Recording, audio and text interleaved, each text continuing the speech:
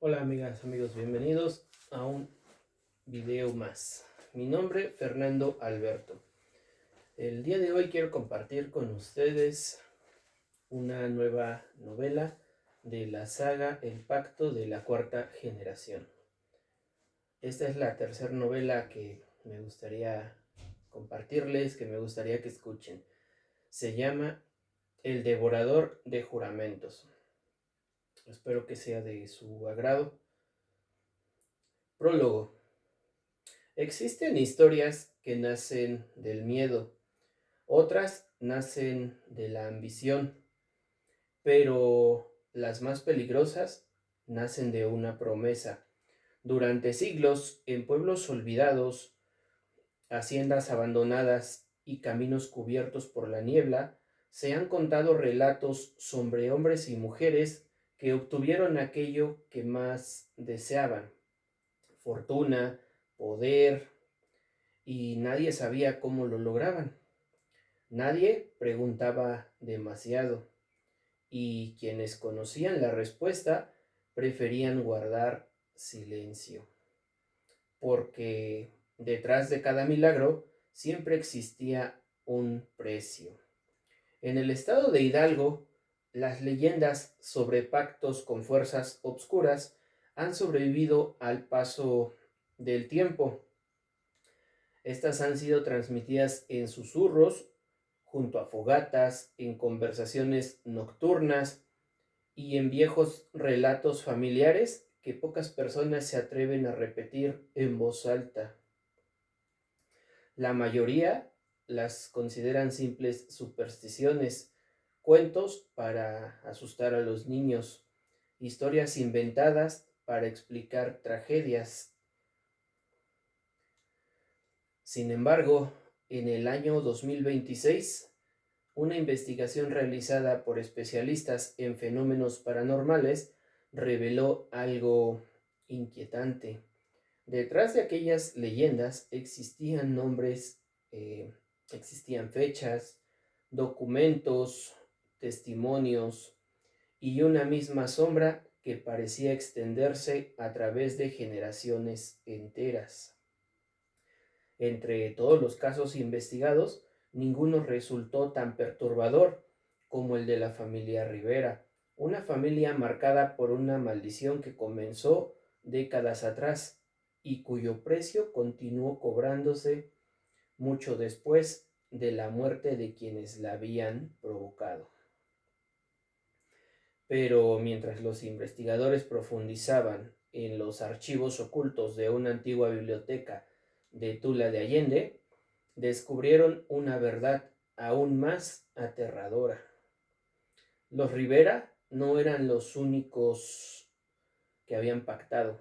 Había otras familias, otros pactos, otras desapariciones, historias enterradas bajo el polvo de los años, unidas por una misma presencia que parecía observar desde la oscuridad, esperando pacientemente el momento de reclamar aquello que le pertenecía.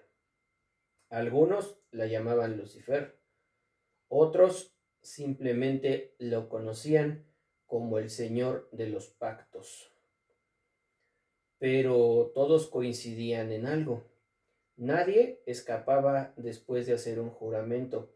Esta es la historia de secretos ocultos durante generaciones.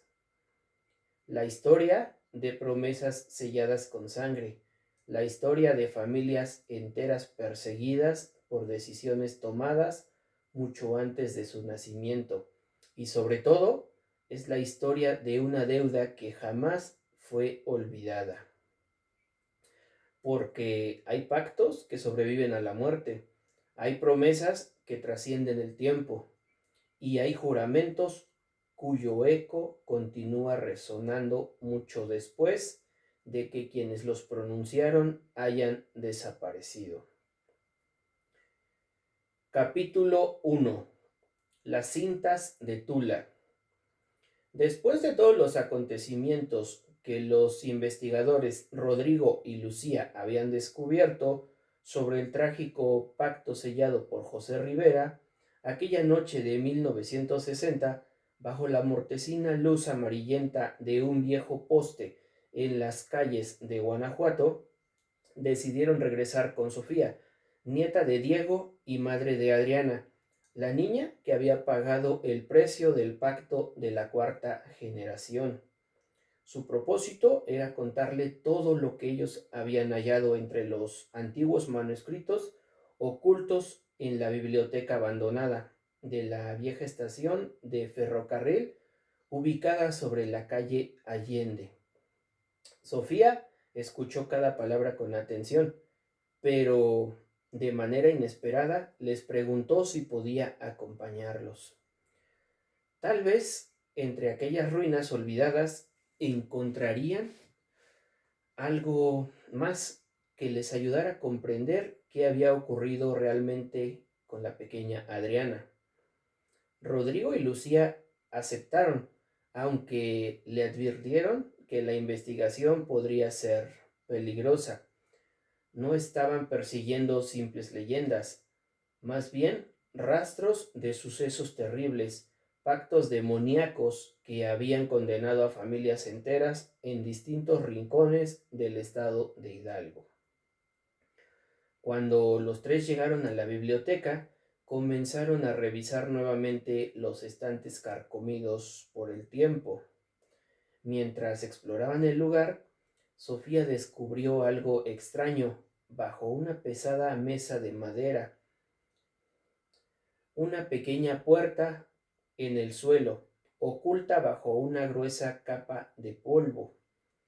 Rodrigo, Lucía, gritó con nerviosismo. Los investigadores corrieron hacia ella y tras un gran esfuerzo lograron apartar aquella pesada mesa. Debajo apareció una vieja trampilla de hierro cubierta con óxido. Al abrirla, una bocanada de aire frío y putrefacto emergió desde las profundidades. Descendieron lentamente por una estrecha escalera. El sótano era oscuro, era húmedo y estaba impregnado de un olor rancio, como si hubiera permanecido sellado durante siglos. Al llegar al fondo, encontraron varias cajas de madera a punto de desmoronarse. En su interior había documentos antiguos cubiertos de moho y escritos con una tinta apenas visible. Entre aquellos papeles destacaba una hoja donde podía leerse claramente un nombre: el Círculo de los 9 Sellos. Según los documentos, se trataba de una organización ancestral que había sido formada por sacerdotes, por brujos y por miembros de familias que habían logrado sobrevivir a pactos demoníacos. Durante generaciones, aquella orden había combatido fuerzas obscuras que operaban en secreto por toda la región. Sofía propuso trasladar los documentos a la vieja casa abandonada donde había crecido su abuelo Diego. Explicó que desde que José Rivera realizó el pacto, nadie había querido volver a vivir allí, pues el miedo había convertido aquel lugar en una tumba vacía. Rodrigo preguntó en dónde se encontraba la propiedad. Muy cerca de aquí, respondió Sofía, en la colonia La Malinche, sobre la avenida El Pante, cerca del río Rosas. Aquella misma noche, Sofía compartió el descubrimiento con Diego y con Santiago. Los dos ancianos decidieron unirse a la investigación, jurando que nadie más de la familia Rivera sufriría las consecuencias de aquella maldición.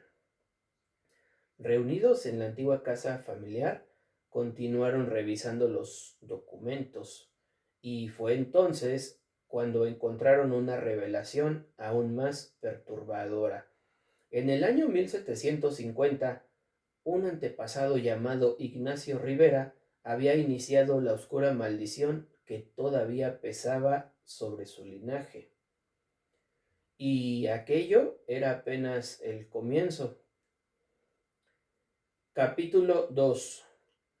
El hombre de la carretera. Días después, Rodrigo emprendió un viaje hacia Guadalajara con la intención de consultar a un sacerdote jesuita especializado en fenómenos demoníacos.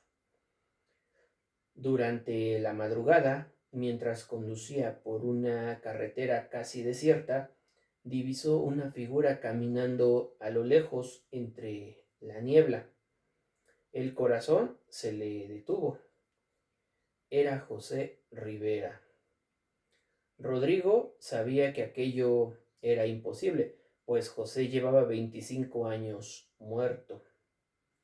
Aún así, redujo la velocidad y comenzó a seguirlo a la distancia. La figura avanzaba lentamente, como un alma condenada, incapaz de encontrar descanso, eh, y pues en algunos momentos parecía recuperar la conciencia y observar el mundo que lo rodeaba. De pronto, José se detuvo, giró lentamente la cabeza. Sus ojos se clavaron profundamente en Rodrigo. El investigador sintió que la sangre abandonaba su cuerpo. La figura abrió la boca y con una voz hueca que parecía provenir de un pozo interminable, gritó: si quieren salvarla, deben encontrar la puerta negra. La niebla comenzó a envolverlo. Está oculta. No dejen que las... No dejen que...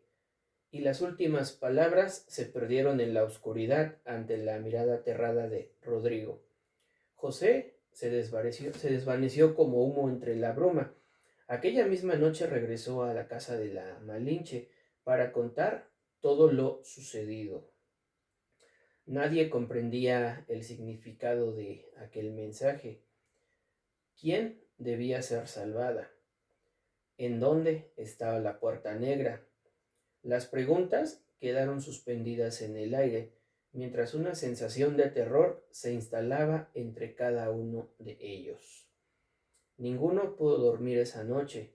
Las palabras de José resonaron durante toda la noche como una advertencia llegada desde el otro lado de la misma muerte. Capítulo 3. La casa de las sombras. Una tarde, Sofía permaneció sola en la antigua casa de los Rivera. Mientras examinaba los documentos encontrados en la biblioteca, comenzó a notar movimientos extraños. En los rincones de aquella habitación veía sombras alargadas que se deslizaban entre los muebles, aparecían y desaparecían entre las paredes. Al principio creyó que era producto del cansancio, pero pronto comprendió que cada una de esas formas parecían observarla. El miedo comenzó a apoderarse de ella, y fue cuando decidió salir al patio y esperar allí el regreso de los demás. Sin embargo, al levantar la vista hacia una de las ventanas de la casa, sintió un escalofrío recorrerle la espalda.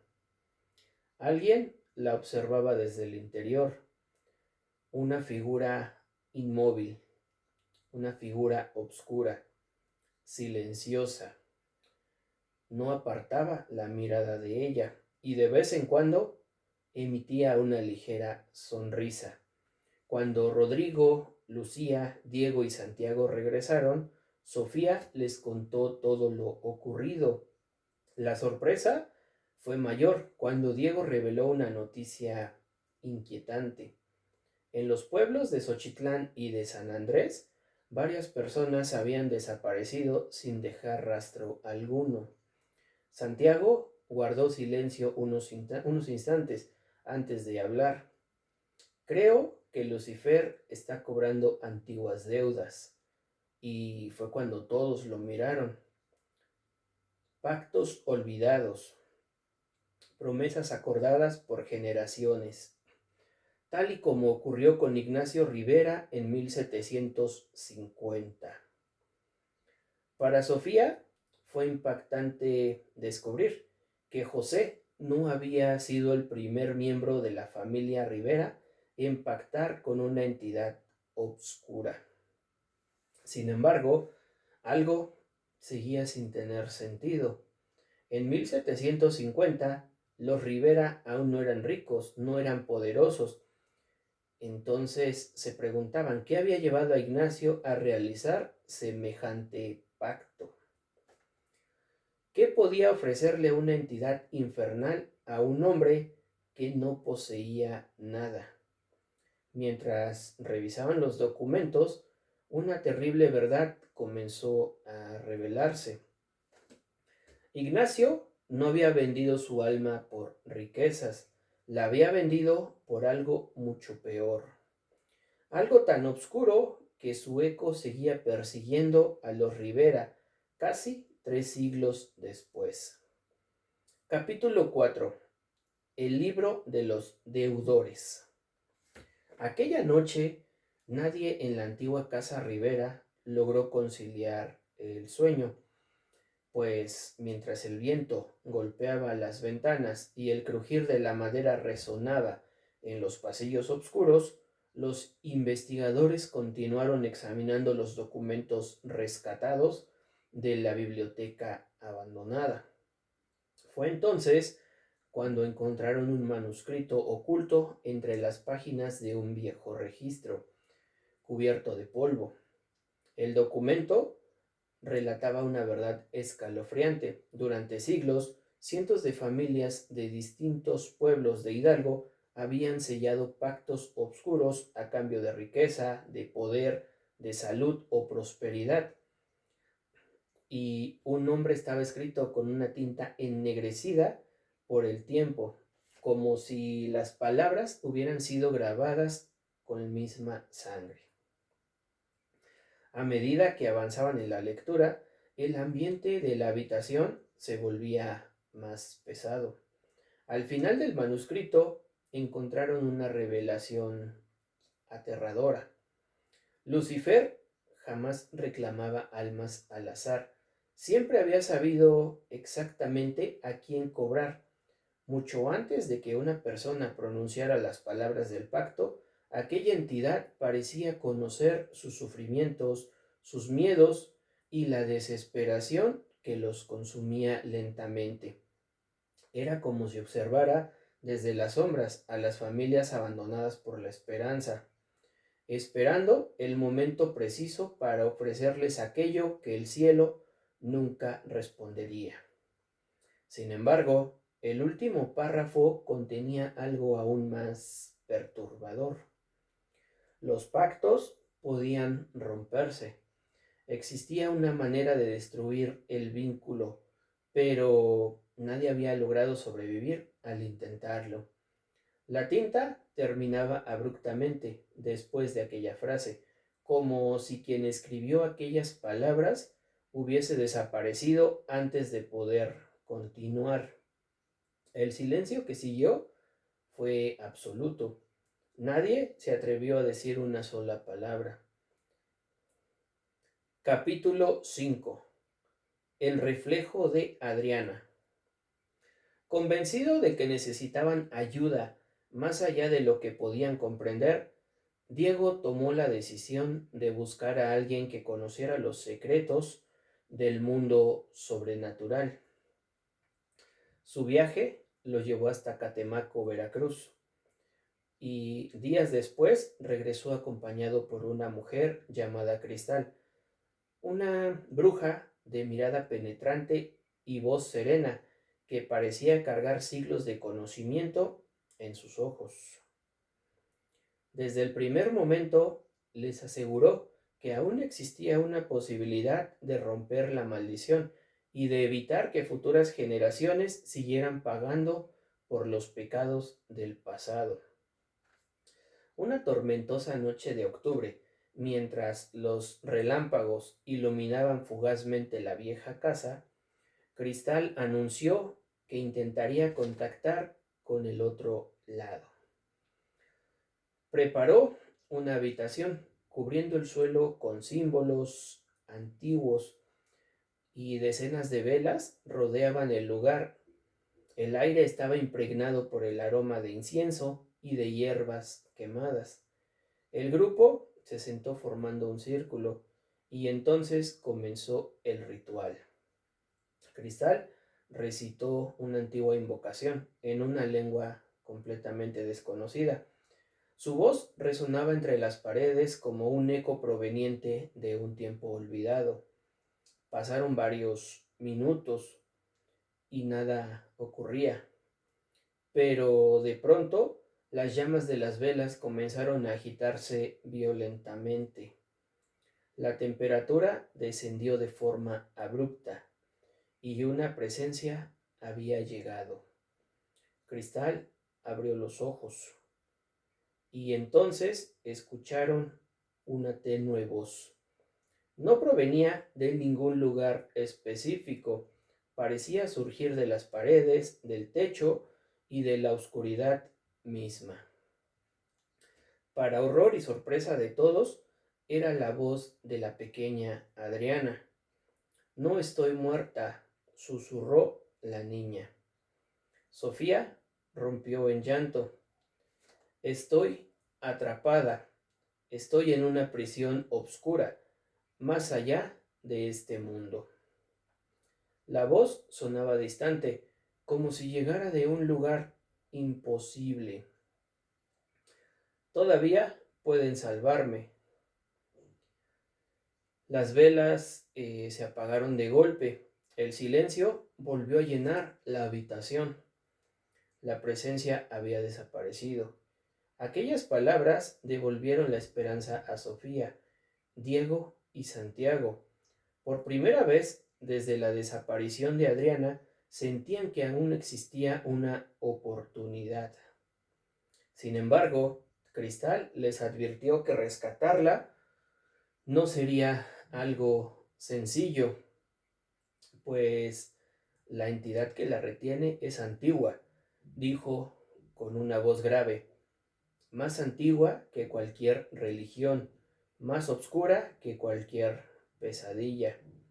Y cuanto más se acercaran a ella, más cerca estarían del verdadero rostro del mal. Capítulo 6. El origen del primer pacto. Después de descubrir que el origen de la maldición se remontaba a Ignacio Rivera en el año 1750, el grupo comprendió que necesitaban conocer toda la verdad. Cristal les explicó que podía intentar averiguarlo, pero para ello debía visitar la tumba donde descansaban los restos de Ignacio Rivera. Diego y Santiago se ofrecieron a acompañarla. El antiguo cementerio se encontraba en la comunidad de Nanza. Cuando llegaron, la niebla cubría las lápidas y el viento parecía susurrar entre los árboles muertos. La tumba de Ignacio era una de las más antiguas de aquel lugar. La piedra estaba desgastada por el tiempo y apenas podía leerse el nombre grabado sobre ella. Cristal permaneció observándola durante varios minutos y luego pidió quedarse sola. Lo que voy a hacer no debe ser presenciado por nadie. Diego y Santiago asintieron y se alejaron. Las horas transcurrieron lentamente.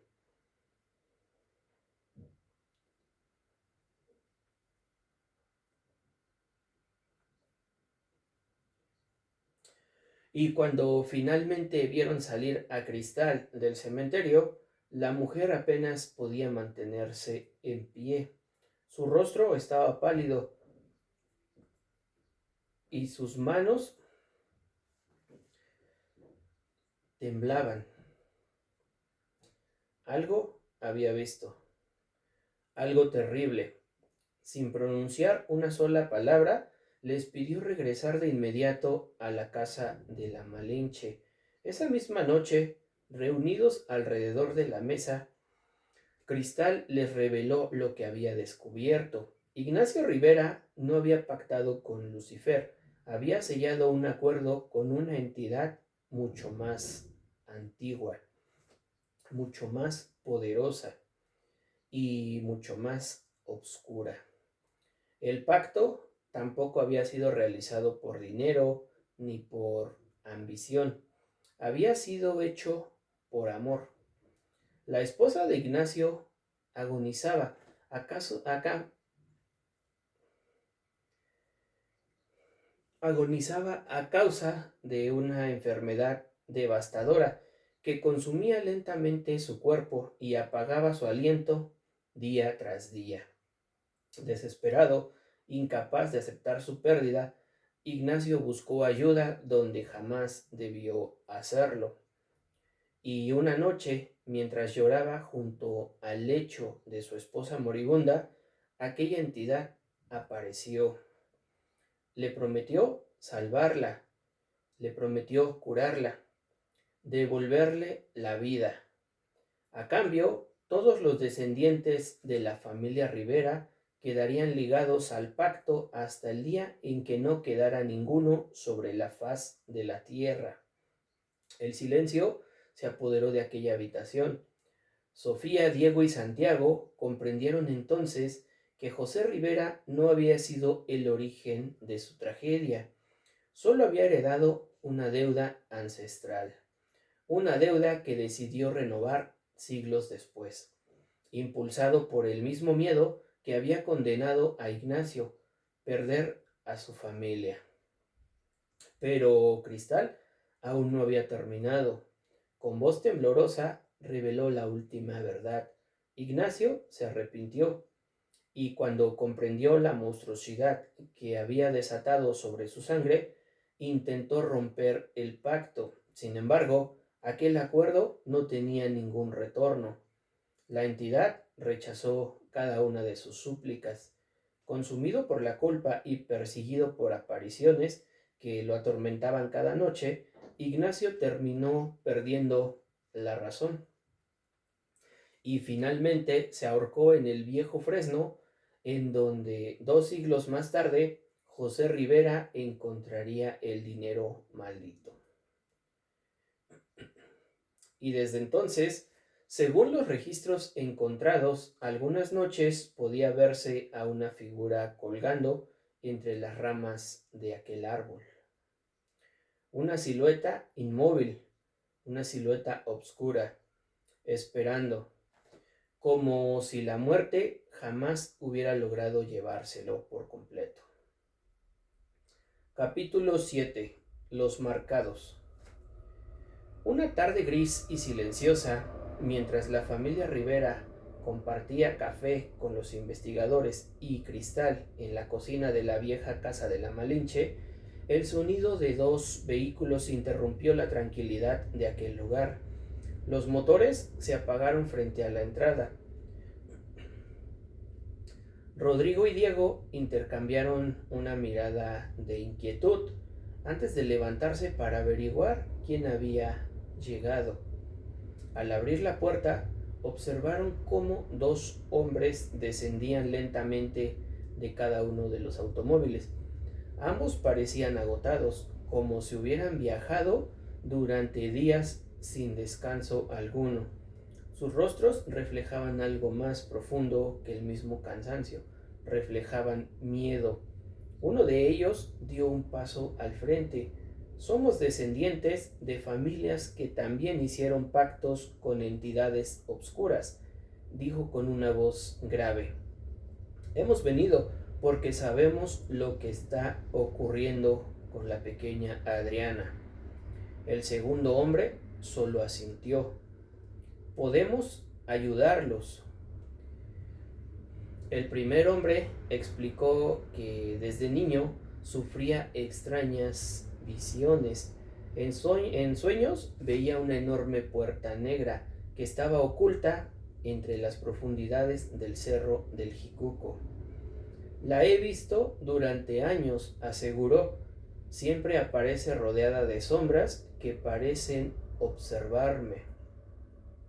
El otro hombre reveló algo aún más perturbador. Yo puedo percibir el estado de las almas atrapadas. Adriana sigue existiendo, pero si no la rescatan pronto, su espíritu comenzará a consumirse lentamente hasta desaparecer por completo. Un silencio pesado cayó sobre todos los presentes. Los dos hombres manifestaron su deseo de unirse a esa búsqueda. Sin embargo, antes de que alguien respondiera, Cristal intervino. Su expresión se volvió sombría. No. Los visitantes la observaron confundidos. Ustedes están marcados. La bruja fijó la mirada en ellos. Lucifer los busca desde hace años. Ustedes son los últimos descendientes vivos de sus respectivas familias. Si se acercan a esta misión, él sabrá en dónde encontrarlos. La habitación quedó en silencio. Sofía, Diego y Santiago comprendieron de inmediato el peligro que corrían, aunque agradecieron profundamente la ayuda. Les pidieron que se mantuvieran alejados para proteger sus propias vidas. Los hombres aceptaron con profunda resignación y antes de marcharse, uno de ellos pronunció una última advertencia. Si encuentran la puerta negra, no escuchen las voces que habitan detrás de ella. Después subieron a sus respectivos vehículos y desaparecieron por el camino de tierra envuelto en la niebla. Nadie volvió a pronunciar palabra durante varios minutos. Capítulo 8. La puerta negra. Las pistas proporcionadas por los misteriosos visitantes condujeron al grupo hasta el cerro del Jicuco. Tras horas de búsqueda entre senderos abandonados y vegetación marchita, encontraron la entrada de una enorme cueva oculta entre las rocas. La abertura parecía una herida abierta en la montaña, obscura, profunda, antinatural. Cristal se detuvo frente a ella y sintió un escalofrío que recorrió todo su cuerpo. «Es aquí», susurró, «la puerta negra». Y de inmediato Rodrigo recordó las palabras pronunciadas por José Rivera aquella noche en la carretera. Finalmente habían encontrado el lugar del que hablaba. Según Cristal, aquella cueva era mucho más que una formación natural. Era un umbral, un paso entre el mundo de los vivos y el reino donde eran confinadas las almas entregadas como pago de antiguos pactos. A medida que avanzaban hacia el interior, una sensación de opresión comenzó a envolverlos. El aire era helado. Las paredes parecían absorber la luz de sus linternas y cada paso resonaba como un eco distante en las profundidades de aquella montaña. Pronto comenzaron a notar movimientos entre las sombras. Figuras deformes se ocultaban detrás de las rocas. Algunas parecían observarlos y otras desaparecían en cuanto intentaban enfocar la vista sobre ellas. Nadie se atrevía a mencionar lo que estaba viendo. Mientras más descendían, más pesado se volvía el ambiente. Y entonces comenzaron los susurros, voces débiles, voces lejanas, incomprendibles. Parecían provenir de todas direcciones al mismo tiempo. Algunas lloraban, otras reían y otras solo repetían nombres que ninguno de ellos reconocía. El grupo continuó avanzando, aunque cada uno sentía que algo los observaba desde las profundidades de la obscuridad, siempre esperándolos. Capítulo 9. El archivo prohibido. Tras recorrer varios túneles, llegaron a una enorme cámara subterránea, cuyas paredes estaban cubiertas por grietas y por cavidades naturales. Fue allí en donde Lucía descubrió algo imposible. Ocultos entre las rocas había cientos de documentos antiguos. Había pergaminos, libros, manuscritos. Algunos parecían tener siglos de antigüedad, otros estaban escritos en idiomas que ninguno de ellos lograba reconocer. Cristal observaba los textos con evidente preocupación.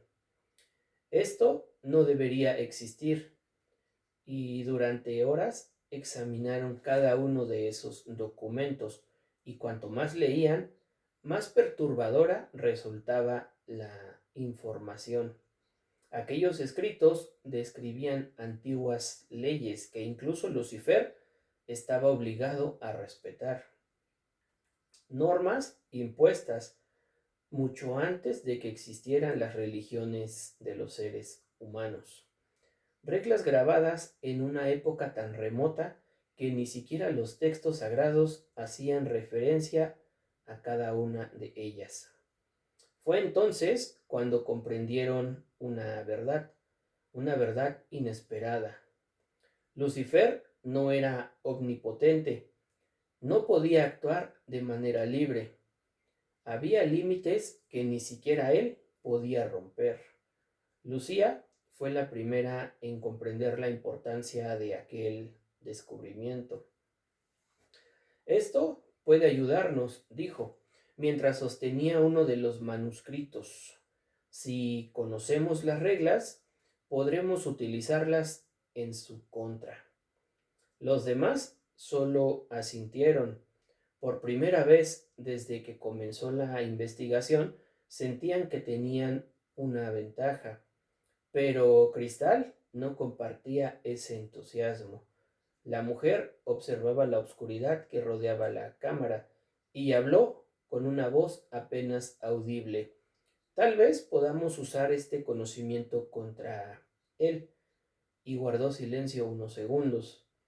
Pero recuerden algo, las reglas también existen para proteger aquello que permanece encerrado.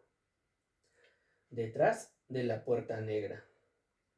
Las linternas comenzaron a parpadear y en algún lugar de las profundidades de aquella cueva algo respondió con un rugido lejano, algo que no parecía humano. Capítulo 10. El pacto original. Cuando el grupo llegó al final de la cueva, descubrieron un antiguo pergamino colgado sobre un muro de piedra ennegrecida. El documento parecía haber permanecido intacto durante siglos. Diego lo tomó con cuidado mientras Rodrigo acercaba su linterna. La débil luz apenas permitía distinguir las letras, desgastadas por el tiempo y por la humedad. Entre sombras y fragmentos de palabras casi borradas, comenzaron a leer. La revelación fue algo que los dejó completamente paralizados. Aquel pergamino era el contrato original firmado por Ignacio Rivera en el año 1750. La tinta oscura que formaba la firma parecía tan fresca como aquel día en el que había sido escrita. Lucía y Sofía revisaban cada una de las líneas con atención, y fue entonces cuando encontraron una cláusula oculta, una condición final, una forma de romper el pacto. Pero el precio resultaba algo aterrador, pues el texto afirmaba que para poner fin a la maldición y liberar a todas las almas condenadas por aquel acuerdo, una persona debía ocupar voluntariamente el lugar de cada uno de aquellos prisioneros. No por un tiempo, era para siempre. El silencio se apoderó del grupo. Diego fue el primero en hablar. Lo haré yo. Santiago negó con la cabeza. No, debo ser yo. Y fue entonces cuando los dos hermanos comenzaron a discutir. Ambos insistían en sacrificarse. Ambos sabían que quien aceptara aquella condena jamás volvería a ver la luz del día y tampoco regresarían del reino de las sombras. La discusión se volvía cada vez más intensa, pero en el fondo todos comprendían la misma verdad.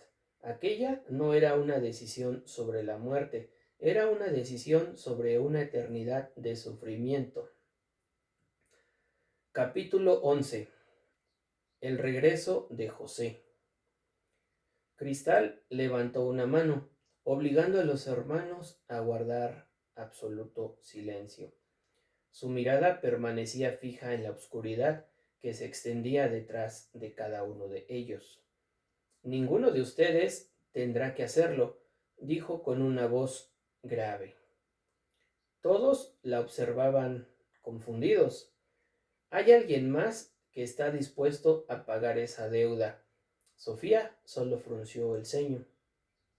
Eso es imposible. Diego y Santiago solo asintieron. José Rivera sigue condenado, recorriendo caminos, carreteras desde hace 25 años, y Cristal solo negó lentamente. No. Rodrigo la observó con inquietud. José ya no está en donde debería estar. Un escalofrío recorrió el cuerpo de todos, y entonces ocurrió. La temperatura comenzó a descender bruscamente, las linternas comenzaron a parpadear, el aire se llenó de un extraño olor a tierra húmeda y a cenizas, y una figura apareció frente a ellos. Poco a poco se fue materializando, como si emergiera de la propia obscuridad. Era José Rivera. Su cuerpo era apenas una sombra semitransparente. Su rostro mostraba décadas de sufrimiento y sus ojos reflejaban una tristeza imposible de describir. Sofía sintió que las piernas le temblaban. José abrió la boca y la voz que salió de ella apenas era un susurro.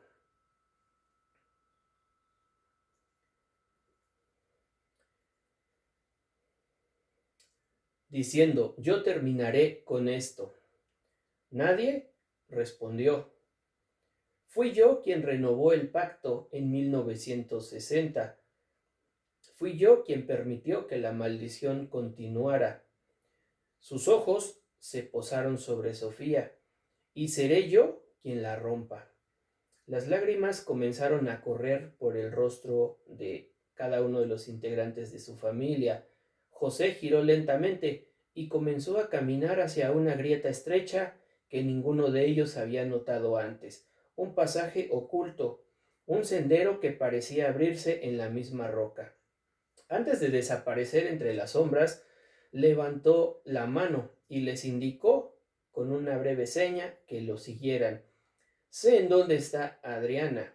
El grupo intercambió solo miradas, y sin otra alternativa, avanzaron detrás de él. Mientras descendían por aquel corredor imposible, las paredes comenzaron a deformarse. El espacio parecía retorcerse a su alrededor. José continuaba caminando. Debemos atravesar puertas que no pertenecen a nuestro mundo. Su voz resonaba en la oscuridad. Y debemos descender más abajo de aquello que existe bajo la tierra que ustedes conocen. Nadie volvió a hablar. El miedo ya era algo demasiado grande. Capítulo 12. El umbral. Después de cruzar una última puerta invisible, el grupo comprendió que habían abandonado por completo el mundo de los vivos. La oscuridad que los rodeaba no era algo natural, parecía tener vida propia. Era una sombra densa, una sombra antigua, que devoraba la luz de cada una de sus linternas. Incluso el aire ahí resultaba diferente, resultaba más pesado, más frío, más muerto. Y a medida que avanzaban, comenzaron a distinguir miles de marcas que estaban grabadas sobre el suelo, las paredes y el techo de aquella caverna. Algunas parecían rostros, otras eran simples siluetas humanas que estaban atrapadas dentro de las piedras. Todas transmitían sufrimiento. Cristal observaba cada una de esas marcas con horror. Son almas. Y nadie respondió. Cada una de estas señales pertenece a una persona que fue condenada por los pactos durante siglos. La bruja recorría con la mirada aquella inmensa prisión. Generaciones enteras de hombres y de mujeres están atrapadas aquí, están desesperadas. El silencio volvió a envolverlos y entonces escucharon algo, un susurro, algo débil, lejano. Provenía de una pequeña puerta de madera negra que estaba situada al final de aquel corredor. La voz apenas era algo audible. ¿Quién está allí? Sofía sintió que su corazón dejaba de latir por un instante, pues ella conocía aquella voz, la reconocería entre miles. Mamá. Las lágrimas inundaron sus ojos, pues la voz era de la pequeña Adriana. La niña volvió a hablar desde el otro lado de la puerta. ¿Eres tú, Lucifer? El grupo permaneció completamente inmóvil. ¿O quién eres? Sofía dio un paso al frente. Su respiración se volvió agitada. Su corazón luchaba entre la esperanza y el terror, porque una parte de ella sabía que aquella voz podía pertenecer realmente a su hija.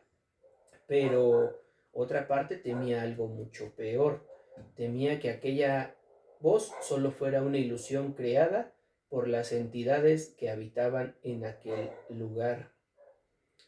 Una trampa, una mentira diseñada para atraerlos.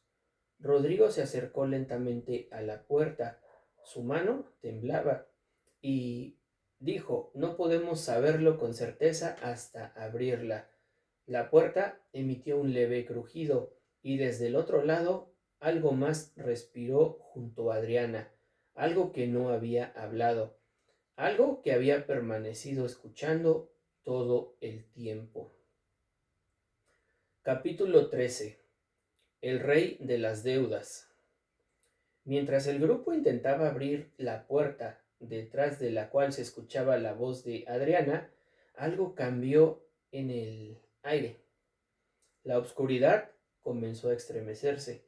Las paredes vibraron como si una fuerza gigantesca despertara en las profundidades del inframundo, y entonces una luz roja e intensa inundó el corredor. No parecía fuego, no parecía luz, parecía sangre iluminando la eternidad. Todos retrocedieron y entonces apareció, no como una sombra, no como una voz, no como una presencia oculta entre las tinieblas. Lucifer se manifestó en toda su magnitud. Su figura era imposible de describir por completo. Parecía cambiar constantemente de forma, como si los ojos humanos fueran incapaces de comprender su verdadera apariencia. Sus alas se extendían hasta perderse en la oscuridad, y sus ojos brillaban como dos brasas antiguas nacidas antes del tiempo. Una sonrisa terrible cruzó su rostro. Por fin han llegado hasta aquí. Su voz resonaba por todo el lugar. No provenía de su boca. Parecía surgir de las paredes, del suelo y de cada alma atrapada en aquel antiguo reino. Lucifer observaba a los presentes como un rey contempla a sus súbditos. Cada pacto fortalece mi dominio. Las sombras comenzaron a moverse a su alrededor. Cada alma desesperada que firma uno de mis acuerdos alimenta mi poder. Extendió los brazos lentamente. Gracias a ellos me he convertido en el soberano de este reino. Su sonrisa se hizo mucho más amplia. No existe fuerza más antigua que la desesperación de los seres humanos. Y una carcajada monstruosa recorrió todo el inframundo. Y cada día nacen nuevos deudores. Su mirada se clavó ahora entonces en Sofía. Siempre habrá alguien dispuesto a venderlo todo por dinero, por poder, por desesperación. Luego observó a Diego, por salud, y finalmente miró a Santiago, por amor. La risa volvió a resonar.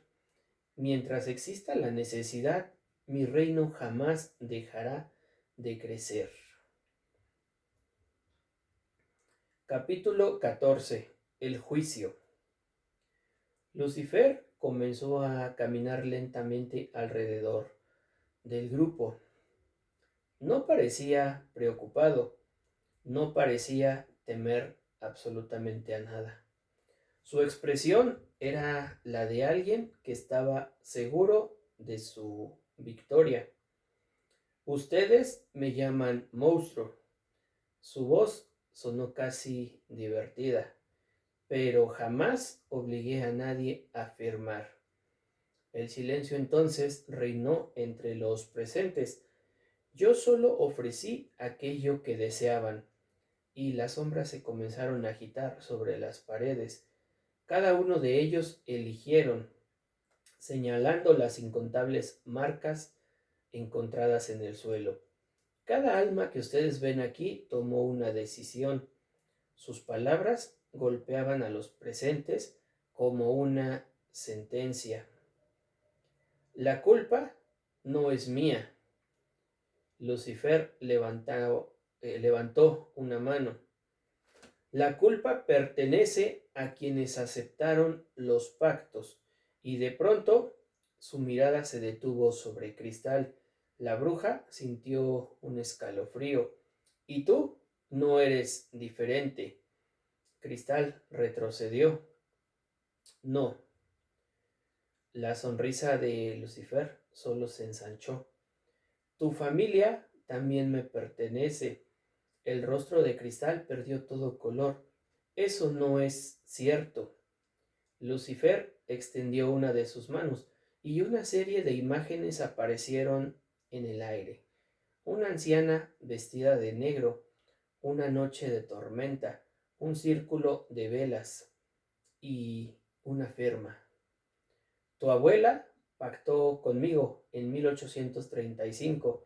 La voz de Lucifer se volvió un susurro venenoso. Quería ver lo que nadie más podía ver. Cristal solo cayó de rodillas y las lágrimas comenzaron a correr por su rostro. ¿Por qué nadie de mi familia fue reclamada? Lucifer la observaba con una expresión cruel. Porque el precio con tu familia fue diferente. La mujer levantó lentamente la mirada. ¿Cómo diferente? Tu linaje debía conducir hasta mí a las almas desesperadas. El corazón de Cristal pareció detenerse. Lucifer continuó. Cada vez que alguien acudía a ustedes buscando ayudas y ustedes no podían salvarlo, esas personas acudían a mí. Su sonrisa regresó y le dijo, yo los encontraba primero. Cristal terminó rompiendo en llanto, pues durante años había creído que ayudaba a las personas. Sin embargo, ahora comprendía que sin saberlo, había servido a la misma oscuridad que ella intentaba combatir. Capítulo 15. La cláusula final. Lucifer contempló el sufrimiento del grupo con evidente satisfacción. Se alimentaba de su desesperación, de su dolor, de su miedo, y una sonrisa triunfal iluminaba su rostro. No pueden vencerme.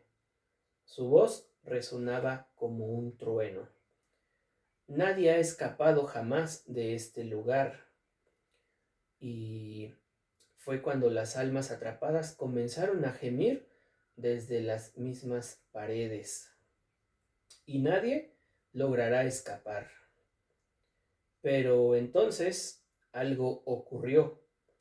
Una voz desconocida susurró cerca de José, tan débil que parecía provenir de un lugar más profundo que el mismo inframundo.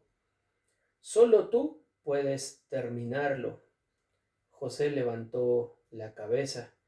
La voz continuó diciendo: fuiste el último en renovar un pacto. Las sombras parecían apartarse de él, y solamente tú puedes destruirlo. Cristal comprendió inmediatamente lo que estaba sucediendo. Su expresión se volvió sombría. Es verdad. José solo la observó. Si aceptas la cláusula final, todo terminará. El espíritu solo guardó silencio, pero Cristal continuó. Debes comprender algo. La mujer tragó saliva. Si lo haces, no solo desaparecerá tu alma. Y fue cuando los presentes comenzaron a entender: desaparecerá tu existencia completa. José permanecía inmóvil. Tu familia te olvidará. Tus recuerdos desaparecerán. Tu nombre será borrado. La voz de Cristal tembló. Será como si nunca hubieras nacido. Y por primera vez desde que apareció, Lucifer dejó de sonreír, pues sabía que aquello era cierto y sabía exactamente lo que significaba. Capítulo 16. El sacrificio. Un silencio imposible descendió sobre el inframundo. Parecía durar minutos, quizás horas, quizás siglos. Y finalmente José habló. Acepto. Nadie intentó detenerlo. Todos comprendían que aquella era la única salida para salvar a Adriana. Fue entonces cuando Cristal se acercó lentamente. Le enseñó las palabras que debía pronunciar, un lenguaje antiguo, más antiguo que los mismos pactos, más antiguo que las almas atrapadas en aquel lugar. Entonces José comenzó a repetir la invocación. Cada palabra hacía temblar la realidad. Las paredes se agrietaban, las sombras gritaban, y las almas encerradas despertaban de su sufrimiento. Cuando pronunció la última frase, el universo pareció contener la respiración. Y entonces comenzó. José empezó a desaparecer, no como un espíritu, no como un hombre. Comenzó a desaparecer como una idea, como un recuerdo, como si jamás hubiera pertenecido al mundo. Las fotografías en donde él aparecía comenzaron a desvanecerse. Los documentos que llevaban su nombre quedaron completamente en blanco. Las firmas desaparecieron. Las huellas de sus pasos fueron borradas del tiempo. Los recuerdos comenzaron a romperse, uno por uno, hasta que desapareció.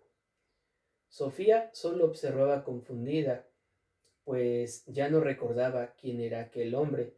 Diego y Santiago tampoco. Para la familia Rivera, José jamás había existido. Sin embargo, mientras su existencia era consumida por la nada, una última cadena se rompió en las profundidades del inframundo, y luego otra, y otra más. Miles de almas comenzaron a elevarse entre aquella terrible obscuridad. Por primera vez en siglos eran libres. Lucifer solo lanzó un rugido de furia que hizo temblar aquel reino maldito. Pero ya era demasiado tarde. El pacto había terminado y el rey de las deudas acababa de perder aquello que más había codiciado durante siglos. Capítulo 17. La caída del contrato. Una vez que no quedó ningún rastro de José, las almas fueron liberadas una a una, y con ello Adriana regresó con su familia. De forma inexplicable, la familia Rivera, junto con Rodrigo, Lucía y Cristal, aparecieron nuevamente fuera de aquella puerta negra. El aire allí era distinto, demasiado silencioso, como si el mundo hubiese dejado de respirar por un instante. Y de pronto, un estruendo ensordecedor sacudió aquel lugar. La puerta negra comenzaba a fracturarse.